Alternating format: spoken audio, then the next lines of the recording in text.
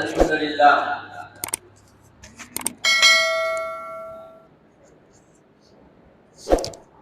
الحمد للہ وکفا والسلام علی عباده الذین اصطفى ان خیر الحدیث کتاب اللہ وخیر الہدی ہدی محمد صلی اللہ علیہ وسلم وشر الامور محدثاتها وکل محدثۃ بدعہ وکل بدعۃ ضلالہ وکل ضلالۃ فی النار۔ تمام تعریفیں حمد و ثنا کبریائی بزرگی برتری اس رب غفور کے لیے جو سارے جہانوں کا خالق مالک اور ہم سب کی ہر قسم کی عبادت کا تنہا مستحق۔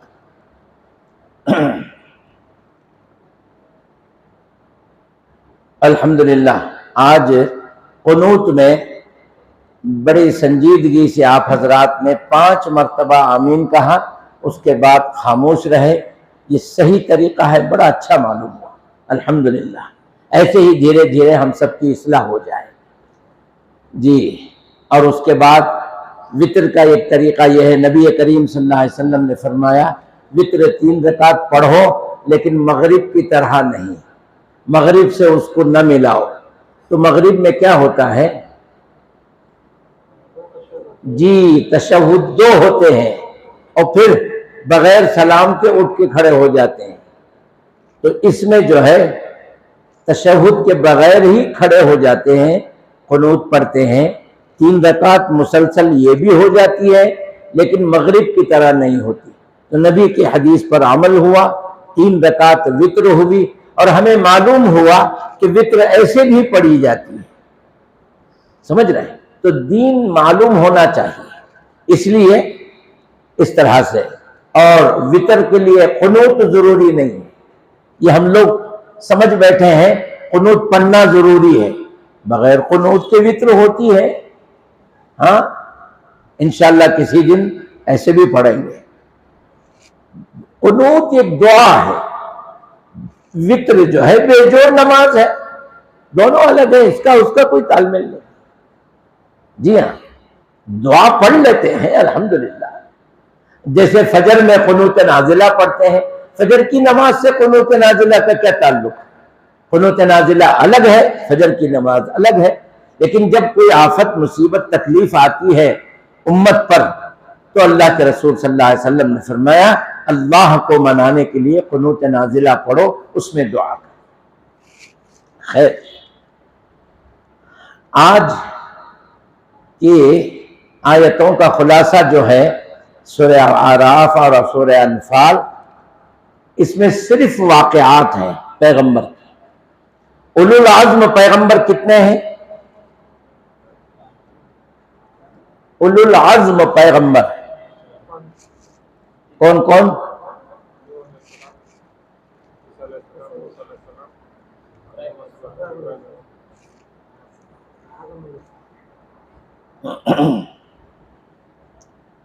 اولو العزم پیغمبروں میں سے حضرت نوح علیہ السلام، حضرت موسیٰ علیہ السلام اور حضرت عیسیٰ علیہ السلام، اور پھر امام الانبیاء محمد مصطفیٰ صلی اللہ علیہ وسلم۔ قرآن کریم ان کے واقعات کو زیادہ بیان کیا ہے۔ اچھا، قرآن کی بنیاد کتنی باتوں پر ہے؟ 2، کیا کیا ہے؟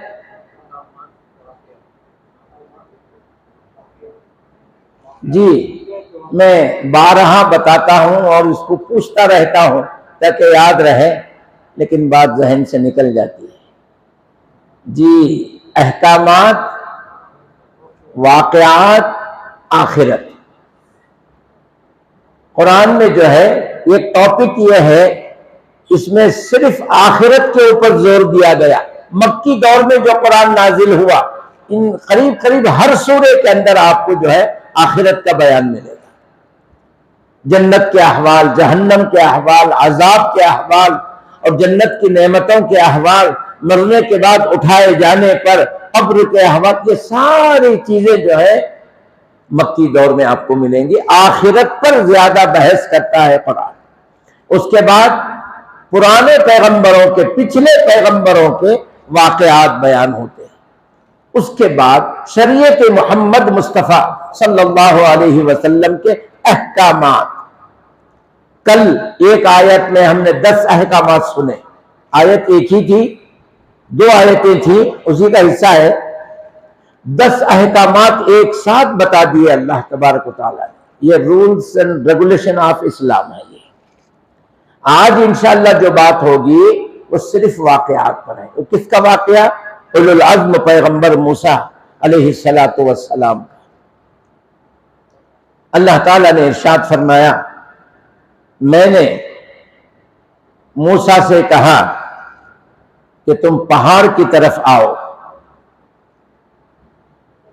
اب وہ دوسرے مقام پر ہے، اس جگہ پر اس صورت میں سورہ اعراف میں اس کا ذکر نہیں ہے. وہ اس طرح سے کہ اللہ نے ایک روشنی دکھائی، چراغ. انہوں نے دیکھا کہ آگ دکھ رہی ہے مجھے، جا کے میں آگ لے کے آتا ہوں، تم لوگ یہیں رکو. اپنے اہل و عیال کو وہیں روک کر کے آپ گئے. تو وہ آگ نہیں تھی، ایک روشنی تھی. تو وہاں بیری کا درخت تھا، درخت کے پیچھے سے آواز آئی، فَاقْلَعْنَ عَلَيْكَ، اپنی جوتیاں اتارو، اِنَّكَ بِالْوَادِ الْمُقَدَّسِ طُوًى، آپ ایک مقدس پہاڑی پر ہیں، اوپر چلو. تو یہ اللہ نے کلام کیا. اللہ نے کس کے آڑ سے؟ بیری کے درخت کے آڑ سے. وہی کا ایک طریقہ ہے. اسی لیے موسیٰ کو کیا کہتے ہیں؟ موسیٰ کلیم اللہ. انہوں نے اللہ سے کلام کیا، موسیٰ کلیم اللہ.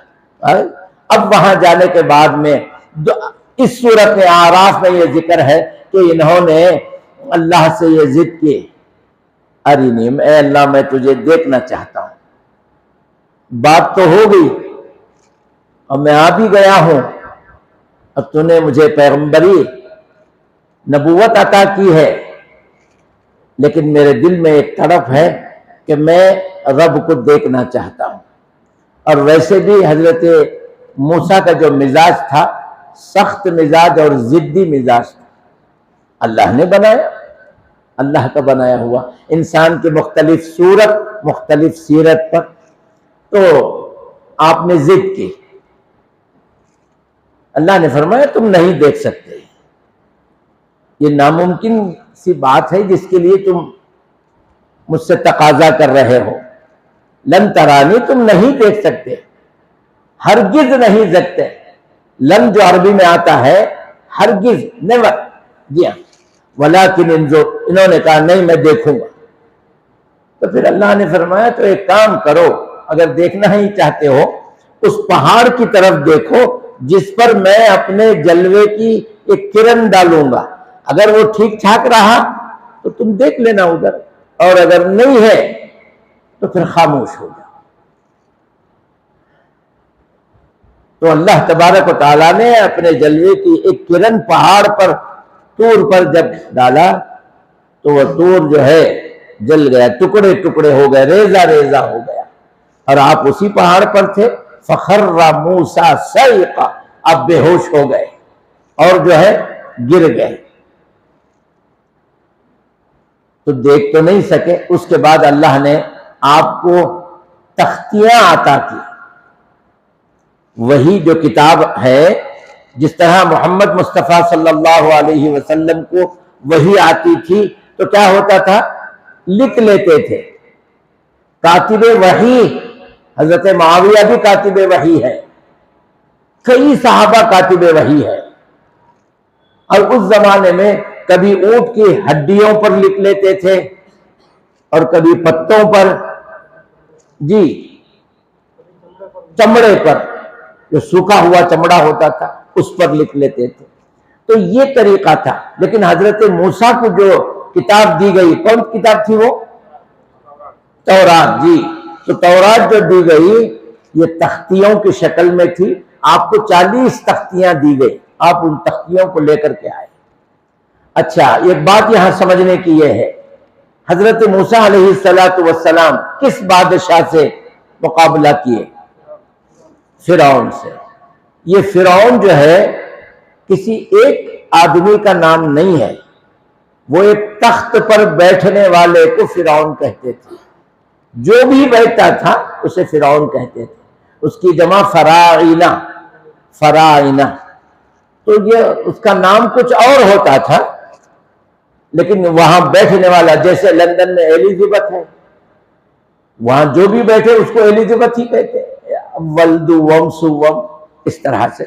تو یہ فرعون سے جب آپ کا اللہ نے حکم دیا جاؤ اس کے پاس، فَإِنَّهُ طَغَىٰ، وہ بہت سرکش ہو گیا ہے، اپنے آپ کو انا ربکم الاعلیٰ کہتا ہے، تم اس کے پاس جاؤ۔ تو یہ گئے، تو حضرت موسیٰ علیہ السلام جب فرعون سے مقابلہ یہ اس کو سمجھانے کے لیے گئے تھے، وہ کیا بات تھی، کس بارے میں؟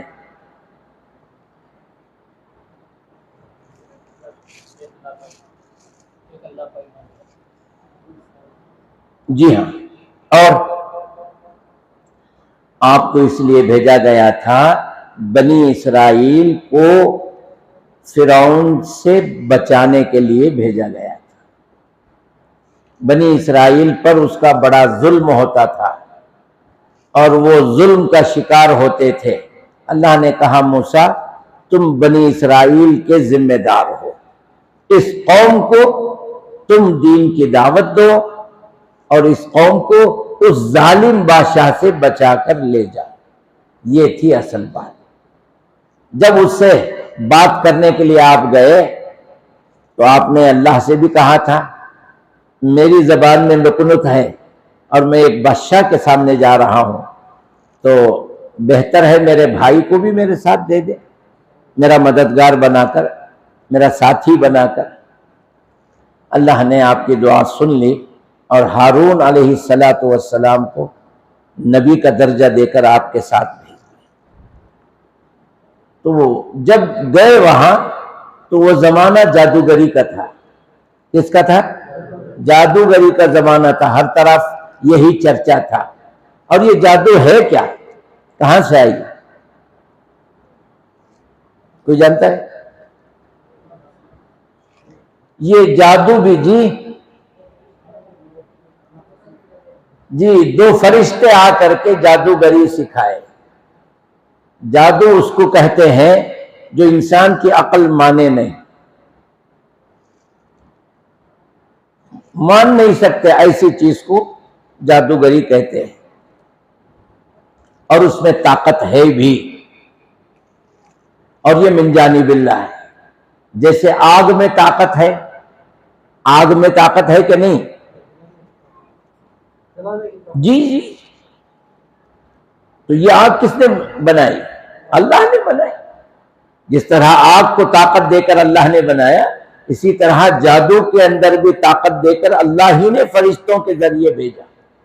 وہ دو فرشتے جادو سکھاتے تھے، لیکن یہ کہتے تھے یہ چیز اچھی نہیں ہے، مت سیکھو، اور لوگ اس کو بڑے شوق سے سیکھتے تھے۔ ان کا اصل مقصد یہ تھا کہ عورتوں پر اس کا ڈورا ڈالیں، اپنی طرف مائل کریں۔ یہ بہت چلا اور آج نام رہ گیا ہے جادوگری کا۔ کمانے کھانے والے اس میں کما رہے ہیں خوب، اور بیوقوف ہونے والے ہو رہے ہیں۔ جی یہ چلا ہے۔ بہرحال تو یہ جادوگری کا زمانہ تھا۔ تو جب حضرت موسیٰ اس کے پاس بات کرنے کے لیے گئے تو اس نے جادوگروں کو بلا لیا تھا کہ بھئی یہ کوئی آیا ہے میرے سامنے کھڑے ہو کر مجھ سے بات کر رہا ہے، اتنی ہمت ہے اس میں، تو تم تیار رہنا سب۔ تو آنے کے بعد میں آمنا سامنا ہوا تو پوچھا گیا کیا پہلے تم اپنی جادو دکھاتے ہو یا میں دکھاؤں؟ تو انہوں نے کہا ہم دکھاتے ہیں۔ تو انہوں نے اپنے اپنے سانپ، جسے رسی کے نام سے کہا گیا ہے، یہ چھوڑ دیے۔ تو حضرت موسیٰ کو اللہ نے حکم دیا تم اپنا عصا ڈالو نیچے، اپنا عصا نیچے ڈالو۔ تو عصا ڈال دیے تو وہ فوراً جو ہے ایک اژدھے کی شکل ہو گیا، اور جتنے سانپ تھے وہ سب کو، ساری رسیوں کو وہ نگل گیا، کچھ بھی باقی نہیں رہا، اور وہ ان کو بچا نہیں سکے، جنہوں نے چھوڑے تھے نا، تو اس کے سامنے وہ بچا بھی نہیں سکے، واپس نہیں لے سکے، وہ سب کو نگل کے بیٹھ گئے۔ اس کے بعد حضرت موسیٰ علیہ السلام سے اللہ نے کہا خذھا لا تخف، گھبرا مت بھائی، ڈرو مت، کیونکہ یہ بھی انسان تھے، اب اژدھے کو پکڑنے میں ڈر ہو رہا ہے۔ لا تخف سنعیدها سیرتها الاولی، تم ڈرو مت، یہ اپنی اصل شکل میں آ جائے گا۔ پہلی شکل کیا تھی اس کی؟ عصا، لکڑی کا عصا تھا، گھبرا مت تو عصا ہو جائے گا۔ تو آپ جو ہے پکڑے اس کو، وہ عصا بن گیا، پھر آپ لے کر کے اپنا ہاتھ ٹیک کے کھڑے ہو گئے۔ تو جادوگروں نے دیکھا یہ جادوگر تو نہیں ہے، کیونکہ ہم جو ہنر، ہر چیز کا ایک ہنر، ایک کسب ہوتا ہے، ہم نے جو سیکھا ہے یہ اس سے پرے ہے، یہ الگ ہے۔ ارے ہماری پوری جادوگری کو ایک سیکنڈ میں پورا کھا دے، کچھ بھی نہیں ہے، کچھ بھی نہیں ہے، یہ جادوگر نہیں ہے۔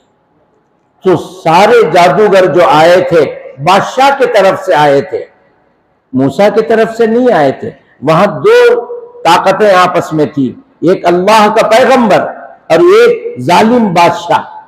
ظالم بادشاہ کی طرف سے جادوگر آئے تھے، اور اللہ کی طرف سے موسیٰ، اور ان کی جادو کیا تھی؟ عصا۔ دوسری جگہ قرآن میں اس کے بارے میں فرمایا گیا، پوچھا وَمَا تِلْكَ بِيَمِينِكَ يَا مُوسَىٰ، موسیٰ تمہارے ہاتھ میں کیا ہے؟ میرے ہاتھ میں، قَالَ هِيَ عَصَايَ، یہ عصا ہے میرا، أَتَوَكَّأُ، میں اسے ٹیکا دیتا ہوں، وَأَهُشُّ بِهَا عَلَىٰ غَنَمِي، اس سے میں اپنے جانور ہکالتا ہوں۔ اب بکریاں وغیرہ چرا لیتے تھے تو میں اسی عصا سے ہانکتا ہوں۔ وَلِيَ فِيهَا مَآرِبُ أُخْرَىٰ، اور بھی دوسرے کام کر لیتا ہوں اس سے۔ اچھا، القھا، ڈالو اسے نیچے، تو ڈالے، فالقاها فاذا هي حية تسعى، جو خود دیکھے کہ یہ تو سانپ بن گیا، چلنے لگا۔ تو یہ واقعہ اتنا سا دوسری جگہ پر ہے۔ اب میں جو پہلے بتا رہا تھا وہ سورہ اعراف 9ویں پارے میں ہے۔ تو اس کے بعد وہ جادوگروں نے کہا ہم موسیٰ پر اور موسیٰ کے رب پر ایمان لاتے ہیں، اور حضرت موسیٰ وہاں جا کر یہی بولے تھے انی رسول رب العالمین، میں سارے عالموں کا جو رب ہے اس کے طرف سے بھیجا گیا ہوں، ارسال کیا گیا ہوں، رسول رب العالمین۔ تو انہوں نے کہا ہم موسیٰ کو اور موسیٰ کے رب پر ایمان لائے۔ تو بادشاہ کو بڑا غصہ آیا، تو اس نے کہا تمہاری اور اس کی پہلے سے سازگار تھی تمہاری، ہاں تم سب ملے ہوئے تھے، اسی لیے یہاں آ کر میرے سامنے یہ ناٹک کر رہے ہیں۔ انہوں نے کہا ایسا کچھ نہیں ہے، ہم کہاں کہاں سے الگ الگ جگہ سے آئے ہیں، ہم میں ہر کوئی جادوگری کا فن سیکھا ہے، اور یہ جادوگری ہے نہیں اس کی، یہ کچھ اور ہی ہے، اس کے سامنے ہماری ہر قسم کی جادو فیل ہو گئی۔ تو اب ہم اپنی جادوگری کو ختم کرتے ہیں، اس کی طاقت کو مانتے ہیں۔ اس کی طاقت کیا ہے؟ اللہ رب العالمین کی طاقت ہے، ہم اسے مانتے ہیں۔ تو بادشاہ نے کہا یہ پورے جادوگروں کو ختم کر دو۔ کسی کو سولی پر چڑھایا گیا، اور کسی کو جو ہے بایاں ہاتھ دایاں پاؤں، دایاں ہاتھ بایاں پاؤں، اس طرح سے کاٹ کر کے پھینک دیا گیا، لیکن دین سے نہیں پھرے۔ آپ قرآن میں جتنے بھی واقعات ہیں جو دین میں داخل ہو گئے، کلمہ پڑھ لیے، اللہ کو ایک رب مان لیے، اور وہ پھر دین سے واپس نہیں ہوئے، ان کی جانیں قربان کر دیے۔ یہ تو بہت پرانا واقعہ ہے حضرت موسیٰ کا۔ نبی کریم صلی اللہ علیہ وسلم کے زمانے میں بلال کے ساتھ کیا سلوک ہوا، سمیہ کے ساتھ کیا سلوک ہوا۔ ایک عورت سب سے پہلے ایمان لانے والے کو، ماشاء اللہ ماشاء اللہ، ام المومنین خدیجۃ الکبریٰ، عورت ایمان لائے رسول پر سب سے پہلے۔ اچھا، سب سے پہلے اسلام کے لیے شہید ہونے والی، اپنا خون کا خطرہ زمین پر ڈالنے والی کون ہے؟ وہ بھی عورت ہے، سمیہ رضی اللہ عنہ۔ جی ہاں، سمجھ رہے ہیں؟ اور یہ بڑی آفت سے نبی کریم صلی اللہ علیہ وسلم میں اور صحابہ میں جب ناراضگی آ گئی، کوئی صحابی رسول کی بات ماننے اور آپ سے بات کرنے تیار نہیں۔ اب ہماری زبان میں پھونک لیے تھے جی، ہماری زبان میں غصہ ہو گئے تھے، بات نہیں کر رہے تھے وہ حدیبیہ کے موقع پر۔ اس وقت اس مسئلے کو حل کرنے والے کون تھے؟ جی نہیں، وہ بھی عورت تھی، ام سلمہ۔ وہ بھی، انہوں نے یہ مشورہ دیا، یا رسول اللہ، آپ نے جو صلح نامہ تحریر کر کے دستخط کیا ہے نا، اس وجہ سے سب کو غصہ ہے۔ اب وہ آپ کی بات مانیں یا نہ مانیں، آپ سے بات کریں یا نہ کریں، آپ جو ہے نا خاموشی سے آ جائیں، اپنا جانور ذبح کر دیجئے، اپنے بال نکال دیجئے، اپنے خیمے میں آ جائیے، بس پھر دیکھو سب ٹھیک ہو جائے گا، کسی سے کچھ مت بولو آپ۔ یہ مشورہ دینے والی ام سلمہ تھی، اللہ کے ساتھ گئے تھے جان دینے کے لیے، صحابہ کرام بال دینے تیار نہیں تھے۔ وہ حدیبیہ ایسا لکھا گیا تھا، ارے ظاہر سی بات ہے، محمد رسول اللہ کاٹو، محمد بن عبداللہ لکھو، یہ کون مانے گا اس کو؟ لیکن ماننا پڑا۔ اللہ کے رسول بولے کہاں ہے رسول اللہ، بتاؤ، یہاں ہے۔ آپ نے اس کو مٹا دیا، چلو میں مٹاتا ہوں، محمد بن عبداللہ لکھو۔ تو یہ فتح مبین ہے۔ تو عورت وہ چیز ہے جو پیغمبروں کو جنم دیتی ہے اپنی کوکھ۔ ہم عورت کو بہت کم درجے والی سمجھتے ہیں، ایسا نہیں، عورت کا بہت مقام اونچا بھی ہے، اور وہ کانچ کی طرح ہے۔ اللہ کے رسول نے فرمایا جیسے کانچ کے برتن ہوتے ہیں، یہ عورتیں ویسی ہیں، ان کو سنبھال کے رکھنا، ان سے زیادہ سختی بھی نہیں اور زیادہ نرمی بھی نہیں، دونوں چیزیں نقصان دہ ہیں۔ ایک بیلنس کے ساتھ چلو، اور مثال میں کیا فرمایا؟ یہ بنی ہے پسلی کی ہڈی سے، جی اب وہ ہڈی ٹیڑھی ہے، اس کو ٹھیک کرو گے تو ٹوٹ جائے گی، تو دھیرے سے ان کے ساتھ سلوک کرو۔ بہرحال اللہ ہماری خواتین کو، جنہوں نے اسلام کے لیے اتنا سب کچھ کیا، اور آج بھی الحمدللہ وہ اگر ارادہ کر لیں تو کوئی شخص بے نمازی ہو نہیں سکتا، ان کے ہاتھ میں ہے۔ اور بعض ہیں ایسی بھی خواتین، ایسی بھی عورتیں، اب یہ ٹھنڈ میں کہاں جا رہی، چپ سو جی، بات پڑھ لو کہتے کرو، بول کو سلانے والے بھی ہیں جی۔ خیر چھوڑیے، میں عرض کر رہا تھا، تو فرعون نے سزا دے دیا۔ تو یہ معاملہ کیا تھا، کس بات پر موسیٰ اور فرعون میں بات چلی تھی، مدعا کیا تھا؟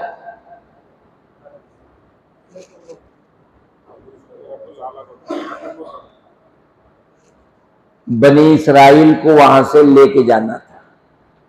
دن میں یہ سب ہو گیا اور جادوگروں کو اس نے ختم کر دیا۔ رات کو حضرت موسیٰ علیہ السلام اپنی قوم کو لے کر کے چلے گئے، دریائے قلزم آ گئی۔ اللہ تبارک و تعالیٰ نے کہا اپنا عصا مارو اور نکل جا۔ یہ چلے گئے، اور دشمن جب پیچھے آیا تو اس کو غرق کر دیا۔ خیر، وہاں جانے کے بعد میں دریا پار کر کے، دریا تک پیچھے خوف تھا دشمن کا، جب دریا پار ہو گئی، وہ ڈوب گئے، تو پورے اطمینان سے جب جانے لگے تو ایک ایسے دیہات پر پہنچے جہاں کے لوگ ایک بت کی پرستش کر رہے تھے۔ کس کی؟ ایک مورتی کی۔ تو حضرت موسیٰ کی قوم نے بھی یہی کہا، اجعل لنا الہا کما لہم آلہہ، اے موسیٰ جیسے ان کا ایک بت، ان کا خدا ہے نا، ہمارا بھی ایک خدا بنا دو ایسے، تاکہ ہم بھی اس کو مانیں گے، ہم اس کی پوجا کریں گے۔ انا للہ و انا الیہ۔ انہوں نے بھی فرمائش کی، حضرت موسیٰ نے اللہ کو دیکھنے کی فرمائش کی، ان کی قوم نے ایک الہ بنا کے جو اجعل لنا، ہمارے لیے بھی، یہ دیکھو انہوں کیسا پوج رہیں گے کہ یہاں ہم نے بھی ایک ایسا بنا کر دو، ہمیں اسے پوجیں گے۔ تو اس کے بعد اللہ تبارک و تعالی یہاں تک کہ کتاب نازل نہیں ہوئی تھی، یہاں تک یہ صرف نبی کی بات تھی، یہ حدیث پر عمل ہو رہا تھا۔ جب حدیث پر عمل نہیں ہوا تو اللہ کا عذاب آیا۔ اب اس کے بعد کتاب آئی، اس کے بعد طور پہ 40 دن کے لیے، 40 راتوں کے لیے اللہ نے بنایا اور وہاں کتاب دی گئی، تختیاں۔ تو یہ جاتے وقت اپنے بھائی ہارون کو وقت ہو گیا، کتنا ہے؟ زیادہ ہو گئے؟ کیا تو بولو بھائی، کیا کروں، ایک واقعہ مکمل نہیں ہو رہا ہے۔ جی تو وہ ہوا یہ کہ ہارون کو نیچے چھوڑ کر کے تم اس قوم کی دیکھ بھال کرتے رہو، میں اللہ مجھے بلایا ہے، میں جاتا ہوں۔ تو اس موقع پر ایک شخص، ایک جادوگر، سامری نام تھا اس کا، اس دیہات میں وہ رہتا تھا۔ اس نے سارے لوگوں سے کہا اپنے اپنے زیور دو، میں ایک خدا بناتا ہوں۔ تو اس نے گائے کا بچڑا بنایا، یہ بنانے والا سامری تھا۔ جب گائے کا بچڑا بنا لیا تو اپنے جادو کے زور سے اس میں جان ڈالا۔ اب وہ حرکت کرنے لگا، ہاں نا یہ سب بولنے لگا۔ اب وہ شہر کے دروازے پر اس بچڑے کو لے کے بیٹھتا، اور اس زمانے کا دستور تھا اپنے گاؤں سے جب باہر نکلتے تو یہ ہمارا کام ہوگا یا نہیں ہوگا یہ دیکھ کر کے جاتے تھے۔ وہ تو آج بھی کر رہے ہیں مسلمان، رشتے کرتے ہیں، تمہارے چھوکرے کے امی ہیں، ان کے ابا کا نام ان کے امی کا نام ذرا لکھ کو دو، یہاں بولتی تمہارے امی ابا کا نام ذرا لکھ کو دو، لکھ کو دیے۔ اب وہ نجومی کے پاس گئے، کبھی طوطے والے کے پاس گئے تو کہیں کوڑی والے کے پاس گئے، بھئی ان کا ستارہ جمتا ہے، دیکھو ہمیں رشتہ کرنا کر کوئی،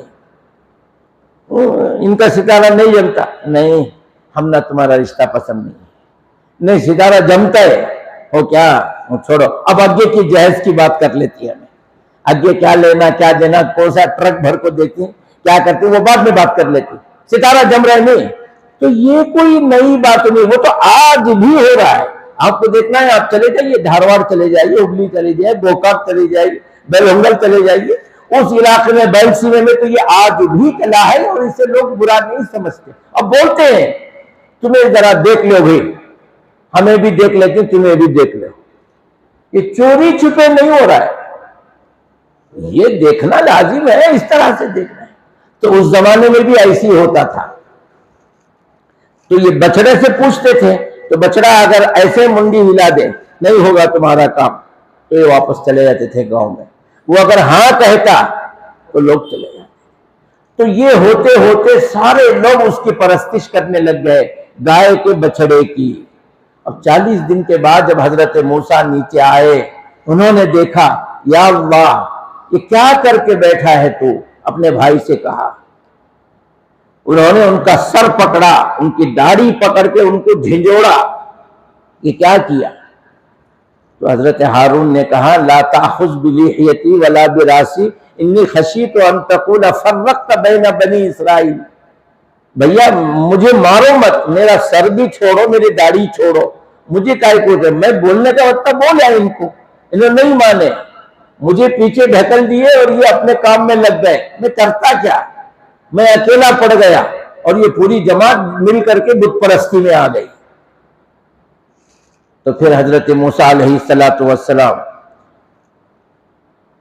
اللہ کی طرف سے حکم ہوا، آپ نے کہا کون کون بت پرستی کیے ہیں، ان سب کو قتل کر دو۔ اب چونکہ اس قوم کے آپ ہی سردار تھے، رسول تھے، فرعون سے بچا کر لائے تھے، پیچھے دریا میں ان کے دشمنوں کو اللہ ڈبایا، اب انہوں بچا کر لے کو آیا، اب ان کی بات تو ماننا چاہیے نا۔ تو انہوں نے کہا ان کو قتل کر دو۔ یہ ایسی ہی ہے جیسے اگر کسی انسان کو گینگرنگ ہو جاتا ہے نا، گینگرنگ جانتے ہیں آپ لوگ، ایک زخم ہوتا ہے جو سوکھتا نہیں، اس کے اندر کیڑے پیدا ہو جاتے ہیں۔ جتنی بھی دوا کرو وہ اندر چڑھتے رہتے ہیں. یہاں زخم ہو جائے اتنا ہاتھ کٹ کرو, پھر یہاں شروع ہوتا ہے پورا ہاتھ کٹ کرو. ایسے ہی آدمی کے ٹکڑے ہو جائیں گے لیکن گینگرین ختم نہیں ہوتا. تو یہ مسئلہ ہے, تو کٹ کرنا ضروری ہے. تو حضرت موسیٰ علیہ السلام نے بھی ان بت پرستوں کو قتل کرا دیا. اتنا واقعہ سورہ اعراف میں ایک ہی جگہ پر یہ سب ہے. اس کے بعد سبت والوں کا واقعہ ہے. یہ بھی حضرت موسیٰ ہی کی قوم تھی. ان کو اللہ تعالیٰ نے فضیلت والا دن سنیچر کا دیا تھا. کون سا دیا تھا؟ عیسائیوں کو کون سا دیا تھا؟ اتوار کا. ہمیں بھی کر رہی نا ہوچے. ہاں, ہم نے کون سا دیا؟ جمعہ. وہ قرآن میں ہے, وہ حدیث میں ہے, لیکن ہمیں بھی عیسائیوں کے سرکت اتوار کو گلے کو لگا لے بیٹھی. وہ چھٹی, وہ شادیاں, وہ سب بھی ہمارا ان کا ایک ہی جی. اور اللہ مسلمانوں کو جمعہ دیا, عیسائیوں کو اتوار دیا, یہودیوں کو سنیچر دیا. کہا کہ آج کے دن مچھلی مت پکڑو. کیا کرو؟ مت پکڑو. تو یہ کیا کرتے تھے؟ جمعہ کے دن جا کے جالا ڈال کے آتے تھے. اور تھوڑے ایسے تھے جمعہ کے دن جا کر بڑے بڑے کھڈے کھود کے آتے تھے. اور اللہ کی بھی قدرت, جمعہ کے دن بہت مچھلی آتی تھی, اور بڑی بڑی مچھلی آ جاتی تھی. سنیچر کے دن تو اب یہ پکڑ نہیں سکتے, تو یہ جالا پہلے سے ڈال کے رکھتے تھے اور کھڈے کھود کے رکھتے تھے تاکہ مچھلی آئے تو واپس نہیں جانا, عمل بھی ہو جائے, مچھلی بھی مل جائے. ایسی ترکیبیں نکالے. پھر ان کو اللہ تبارک و تعالیٰ نے کیا سزا دی؟ ان کو بندر بنا دیا.